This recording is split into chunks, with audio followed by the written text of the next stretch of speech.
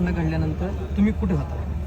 मी दारात उभा होतो. बरं, अगोदर तुमचं नाव सांगा. माझं नाव जयदीप नारायण जाधव. बरं मी बोसगावचं माझं क्षेत्र आहे तिथं. बरं. मी दारात उभं होतो. दारात उभं असताना आईने मला हाक मारली की म्हणले आज वेगळंच विमान आहे आणि विमान खाली आले, खूप खाली आले. म्हणून आम्ही बाहेर आलो. बाहेरच होतो पण थोडं पुढं आलो. सकाळची घटना टाइम किंवा अंदाजी वेळ कितीची होती? म्हणजे 8:30च्या पुढं झालेलं आहे. 10-15 मिनिटाच्या आसपास म्हणजे पुढं, हा ते आसपास. मग बाहेर आल्यानंतर स्फोट झाला मोठा. पण ते आमच्या लक्षात आलं की हे पायलटचं विमान नसताना हे दुसरं विमान आहे म्हणून. मग आम्ही घरून पळत आलो इथं.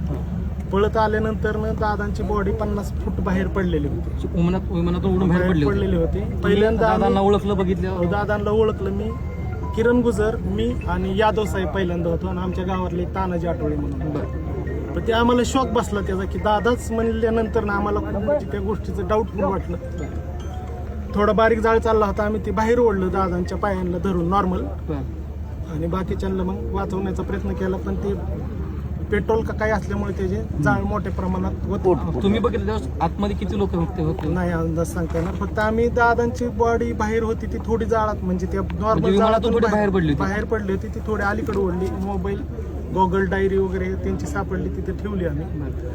आणि अग्निशामक दलाची गाडी आली पण ती वरती होती. तिचं पाणी काय खाली पोचत नव्हतं. त्याच्यामुळं यादव साहेब, आम्ही आणि गुजरांना तर काही कळत नव्हतं नंतर, म्हणजे फिलिंग मध्येच गेलं ते.